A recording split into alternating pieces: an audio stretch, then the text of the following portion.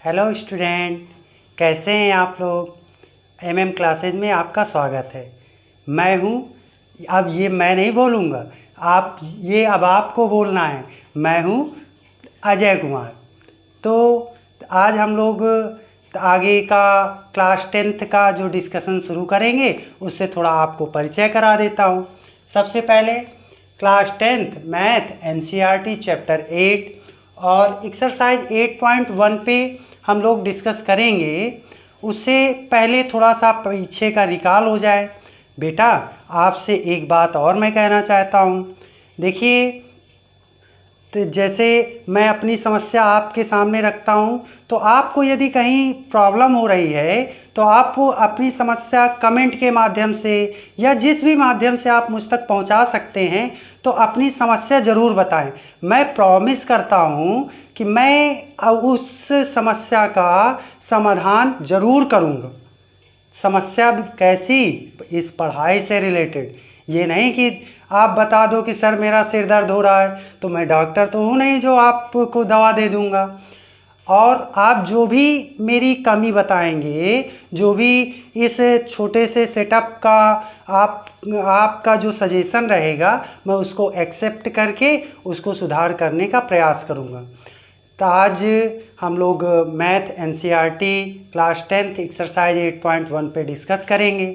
और देखते हैं, मैंने पिछले वीडियो में इस क्लास का थोड़ा सा डिस्क्रिप्शन दिया था। ज़्यादा तो नहीं कर पाया क्योंकि थोड़ा सा टाइम लिमिटेशन भी रहता है कि वीडियो बड़ा ना हो जाए, बच्चे देखते देखते कहीं बोर ना होने लगे। तो इस वजह से थोड़ा बहुत शॉर्ट में निपटाना पड़ता है। और जैसे ऑफलाइन क्लासेज होती हैं तो सामने हमारा आपका जो डिस्कशन होता है उसकी बात ही अलग होती। अब ये कैमरा क्या जवाब देगा? तो थोड़ा सा समस्या है। मेरी समस्या को आप लोग समझेंगे ऐसा मैं विश्वास रखता हूँ। और अपनी समस्याओं को कमेंट से या जिस भी माध्यम से आप पहुँचा सकते हैं तो पहुँचाइए। देखिए, गर्मी कितनी पड़ रही है और रात के 11:30 बज रहे हैं जब मैं ये लेक्चर रिकॉर्ड कर रहा हूँ। तो ठीक है, कोई बात नहीं। आप तक और मेरा ये प्रयास जो मैंने शुरू किया है, मैं सभी से यही बात कहता हूँ कि यदि मेरे इस प्रयास से किसी एक विद्यार्थी को भी फ़ायदा हो रहा है ना, तो मैं इस प्रयास को रोकूंगा नहीं, इसको कंटिन्यू रखूंगा और अपने विद्यार्थियों को जितना ज़्यादा से ज़्यादा लाभ हो सके मैं उसको पहुंचाने का प्रयास करता हूं। ठीक है, टॉपिक पे आते हैं, नहीं तो हमारी और आपकी बातें तो ख़त्म ही नहीं होंगी। देखिए, सबसे पहला क्वेश्चन है, in triangle ABC right angle at B। इसका क्या मतलब है? पहले इसका मतलब समझ लीजिए। एक कोई त्रिभुज है जिसमें राइट एंगल मीन्स 90 अंश का कोण, राइट एंगल एट B यानी कि पॉइंट B पर राइट एंगल है और ट्रायंगल ABC है। और बताया गया है AB equal 24 centimetre, BC equal 7 centimetre. तो ये डिटेल क्वेश्चन में गिवन है। और आपसे क्वेश्चन चाहता क्या है? क्वेश्चन आपसे चाहता है sine A cos A, sine C cos C।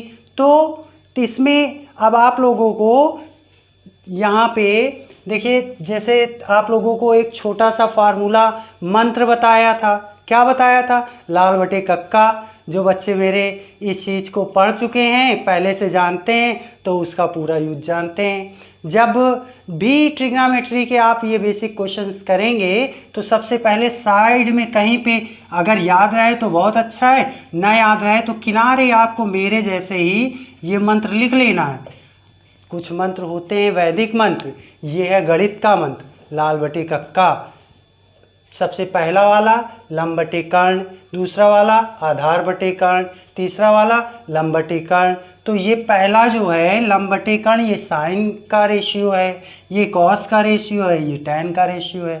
तो क्वेश्चन में जो गिवन है, पहले उस डिटेल की हेल्प से हम लोग एक ट्रायंगल की बात कर रहा है तो ट्रायंगल बना लेते हैं। देखिए क्या ट्रायंगल बनेगा।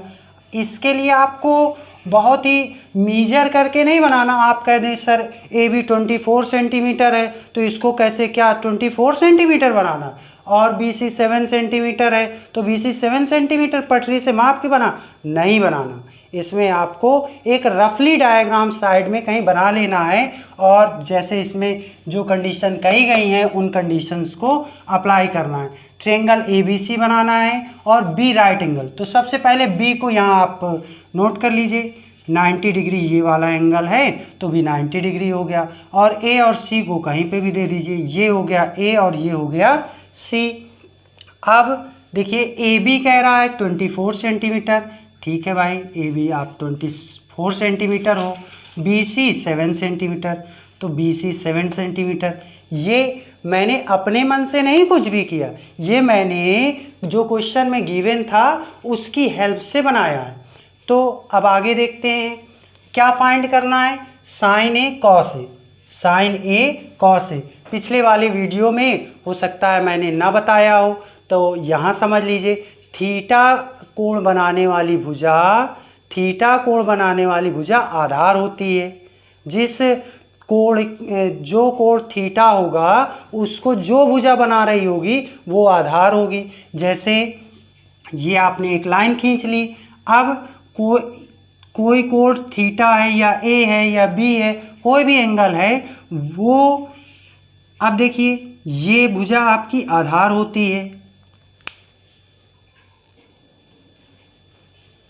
तो क्या बताया मैंने, थीटा कोण बनाने वाली भुजा आधार होती है और थीटा के सामने वाली भुजा, जहाँ कोण थीटा बनता है उसके सामने वाली भुजा लंब होती है।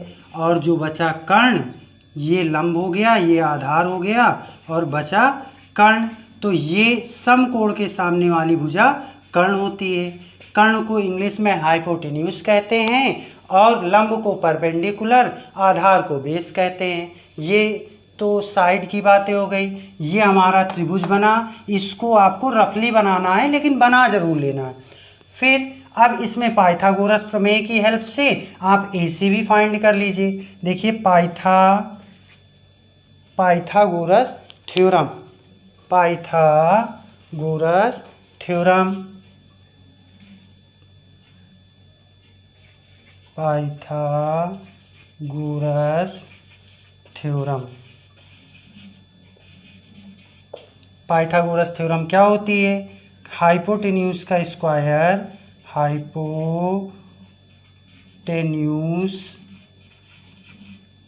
का square equal to perpendicular square, perpendicular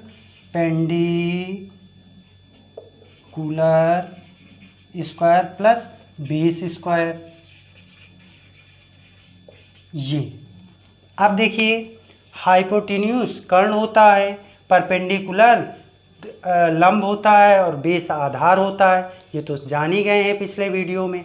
तो अब इसमें आपको यहाँ से छांटना है। हाइपोटेन्यूज क्या है, AC है तो AC का स्क्वायर हो गया, परपेंडिकुलर क्या है, AB है तो AB का स्क्वायर हो गया, और बेस क्या है, BC है तो प्लस BC का स्क्वायर हो गया। अब देखिए ये इतनी चीज़ें नोट करने के बाद और एक बात, आप लोग मेरी राइटिंग को मत जज करिएगा, मेरी राइटिंग बहुत अच्छी नहीं है, इसीलिए मैं सभी बच्चों से कहता हूँ कि बेटा राइटिंग अपनी आप बहुत अच्छी रखना, क्योंकि जो कमी मुझ में है वो आप लोगों में ना हो पाए, मैं ये चाहता हूँ। तो राइटिंग एक साइड का मुद्दा है, मेरी बात आप तक पहुँचनी चाहिए। बहुत योग्य तो नहीं हूँ बेटा, जो भी तो कोई भी व्यक्ति पूर्णतः योग्य नहीं होता है, ज्ञान तो एक सागर है। मैं हमेशा बच्चों से कहता हूँ कोई कितना उससे जल ले सकता है, जितना उसके पास पात्र है, तो जितना बड़ा मेरा पात्र था मैं उतना ले पाया हूँ। और भी आप लोगों के माध्यम से, अपने स्वाध्याय से मैं निरंतर उसके प्रयास में लगा रहता हूँ, और बस इतना ही है कि थोड़ा सा कंप्रोमाइज़ करिएगा। अगर कहीं कोई पहले तो गलती होगी नहीं, अगर होगी तो उसको आप लोग बताइएगा ज़रूर कि सर यहाँ पे आपसे ये गलती हुई है, मैं उसको तुरंत आप लोगों से उस गलती को लेकर के सुधारने का प्रयास करूँगा, और यही उद्देश्य आपको बना के रखना है। तो चलिए देखिए हाइपोटेन्यूज AC हो गया, परपेंडिकुलर AB हो गया और बेस BC हो गया। तो AC की वैल्यू हमको नहीं पता, ए सी का स्क्वायर ही लिखा रहने देंगे। और ए बी की वैल्यू 24 है, बी सी की वैल्यू 7 का स्क्वायर है। तो ए सी स्क्वायर इक्वल टू, आप उस दिन बताया था ना कि स्क्वायर लर्न कर लेना, स्क्वायर तो अगर लर्न करोगे तो इसमें बहुत हेल्प मिलेगी। स्क्वायर अगर आप लोग लर्न करोगे तो बहुत ज़्यादा हेल्प मिलेगी, और तो उससे क्वेश्चन आप कम टाइम में कर पाओगे। देखिए 24 का स्क्वायर 576 है होता है, प्लस 7 का स्क्वायर 49 होता है। ए सी स्क्वायर इक्वल टू 576 प्लस 49, इन दोनों को ऐड करेंगे तो देखिए 9 में 6 ऐड किया 15, 7 और 4 ऐड किया 11, 11 में 1 ऐड किया 2 और 1 कैरी, तो ये हो गया 625। चलो अच्छा बताओ 625 किसका स्क्वायर है, जल्दी बताओ, मल्टीप्लाई करके बताओ किसका है, जल्दी। 25 का स्क्वायर है, 25 का स्क्वायर क्या होता है 625। तो ए सी की वैल्यू क्या आ गई, ए सी इक्वल टू 25। कैसे आई ये नहीं बताऊंगा, ए सी की वैल्यू 25 आई, कैसे आई ये आपको ट्राई करना है, और अगर ना कर पाओ तो कमेंट करना, फिर बता दूंगा अगले क्वेश्चन। अब देखिए यहाँ से हमने ए सी की वैल्यू नोट कर ली, क्या है 25। अब ये काम हमारा हो गया। बेटा जगह की कमी है तो इसको साफ करना पड़ेगा। आप लोग अगर चाहो तो स्क्रीनशॉट ले लो, या समझ गए हो तो कोई बात ही नहीं। चलिए कर्ण आ गया। अब कर्ण आने के बाद क्वेश्चन को देख लेते हैं। देखिए क्या कह रहा है, साइन ए, साइन ए तो क्या होता है साइन ए, लंब बटे कर्ण, लाल बटे कक्का आपको याद ही रखना है, लाल बटे कक्का, लंब बटे कर्ण, आधार बटे कर्ण, लंब बटे आधार, ये साइन ये कॉस ये टैन। तो साइन थीटा क्या होता है, लंब बटे कर्ण, लंब बटे कर्ण। ये तो आपको सभी क्वेश्चंस के लिए याद रखना है, लेकिन स्पेसिफिक इस क्वेश्चन में अब देखिए मैंने अभी बताया था ना, थीटा कोण बनाने वाली भुजा आधार होती है और थीटा के सामने वाली भुजा लंब होती है। तो अब यहाँ पर किस एंगल की बात कर रहा है, ए की, ये है एंगल ए, तो इसके सामने वाली भुजा लंब हुई और ये आधार हुआ। तो यहाँ पर लंब आपको क्या लेना है, लंब लेना है बी सी, लंब क्या हो जाएगा बी सी, और कर्ण क्या हो जाएगा, कर्ण तो वही रहेगा ए सी इक्वल, अब बी सी की वैल्यू क्या है, बी सी की वैल्यू है 7, और बी सी के बाद ए सी की वैल्यू क्या है 25।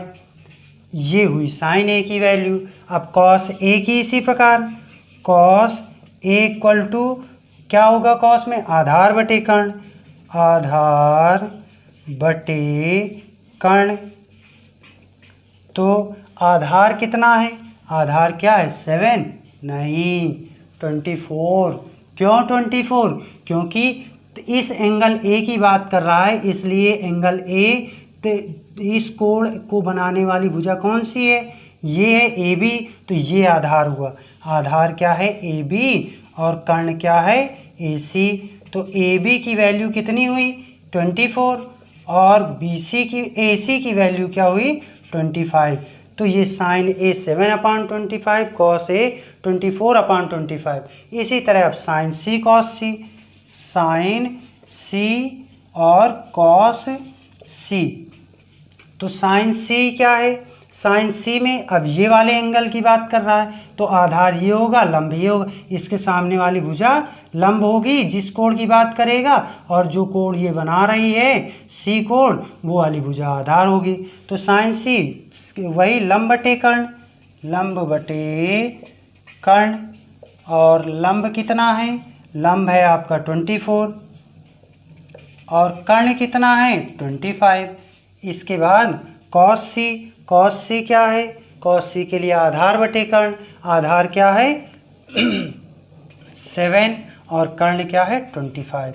तो इसके साथ क्वेश्चन नंबर फर्स्ट कंप्लीट होता है। चलिए क्वेश्चन नंबर 2 देख लेते हैं। क्वेश्चन नंबर 2, गिवन है in figure 8.13 find tan p minus cot r। तो इन फिगर 8.13 तो ये मत देखने लगना एक्सरसाइज 8.13 है क्या, कोई फिगर वहीं बगल में बना है और उस फिगर के नीचे इस तरह लिखा होगा फिगर 8.13। इसका मतलब है कि फिगर चित्र 8.13 में देखिए, तो इसमें देखकर आपको इसकी वैल्यू फाइंड करनी है, किसकी, tan p minus cot r। तो अब यहाँ पे थोड़ा सा तो आपको माइंड यूज करना है, क्या, पहले आपको tan p की वैल्यू पहले ही निकाल लेनी है, कॉट r की वैल्यू निकाल लेनी, फिर इसमें सीधा रख के आपको सब्सट्रैक्ट कर लेना है, घटा देना है। तो मैंने जैसे बताया था कि स्क्वायर क्यूब लर्न कर लेना, कहता हूँ लेकिन तुम लोग करते नहीं हो, तो लर्न ज़रूर कर लेना। तो देखिए ये फिगर है triangle P Q R. Figure की कंडीशन स्ट्रक्चर देख के पता ये चल रहा है कि एंगल क्यू 90 डिग्री है। क्वेश्चन में गिवन नहीं है, हालांकि देना चाहिए कि ये एंगल क्यू 90 डिग्री है, नहीं दिया तो हम तो उसको समझ लेंगे, आप चाहें तो अपने को सॉल्यूशन में बढ़ा लेंगे। In triangle P Q R angle Q is 90 degree, तो बहुत अच्छा हो जाएगा। तो ये 90 डिग्री हुआ तो ये हाइपोटेन्यूस हो गया, मतलब कि कर्ण हो गया, और ये 12 परपेंडिकुलर हो गया और ये बेस हो गया। क्या हुआ, बेस क्यू आर। तो अब हमको ये निकालना है, तो सॉल्विंग में लिखना है, क्या लिखना है, in triangle P Q R, त्रिभुज पी क्यू आर में क्या, एंगल क्यू इक्वल 90 डिग्री, ये 90 डिग्री, एंगल क्यू 90 डिग्री। जब एंगल 90 डिग्री तो समकोण त्रिभुज तो पाइथागोरस प्रमेय लगेगी ही लगेगी। तो एंगल क्यू 90 डिग्री और पी क्यू इक्वल टू 12 और Q P R equal to 13 लिखना है बाई पाइथागोरस थ्योरम।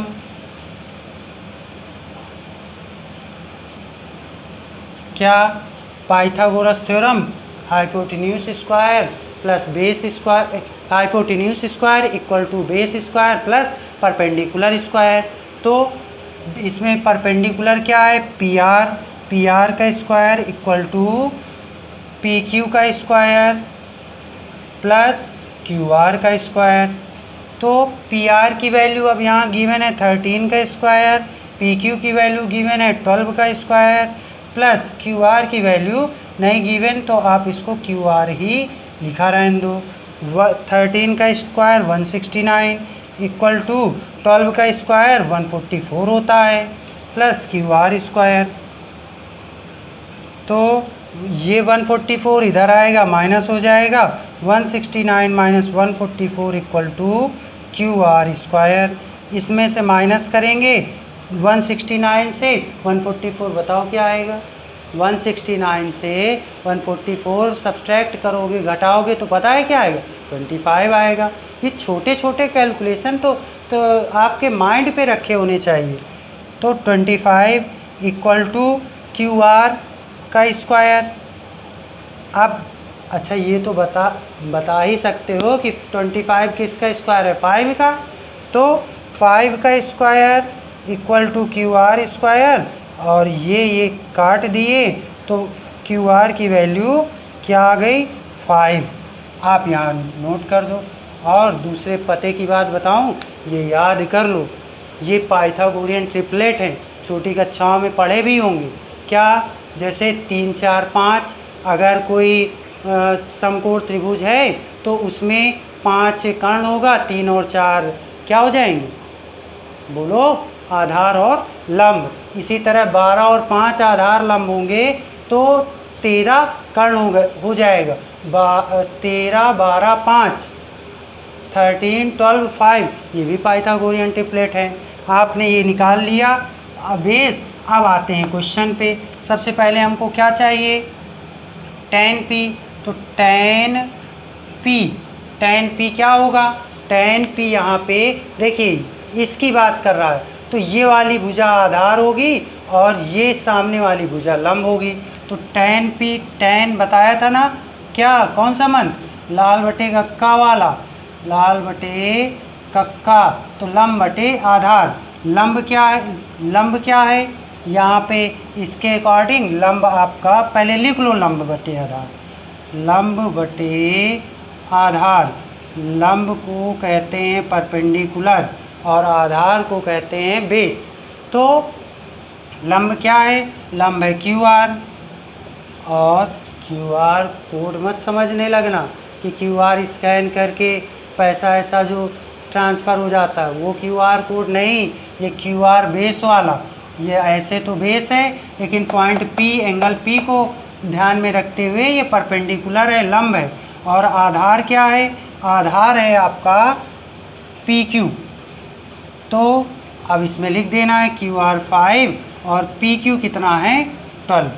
अब tan p के बाद cot r, जैसे कि आपको बताया था tan क्या होता है, लंब बटे आधार, लंब बटे आधार, तो tan का उल्टा cot होता है। तो ये क्या हो जाएगा, आधार बटे लंब, आधार बटे लंब। तो आधार बटे लंब के बाद अब देखिए आधार, इसमें cot r की बात हो रही तो आधार 5 होगा यानी क्यू आर होगा और लंब 12 होगा। तो आधार क्या है 5 और लंब क्या है 12, तो ये आ गया cot r।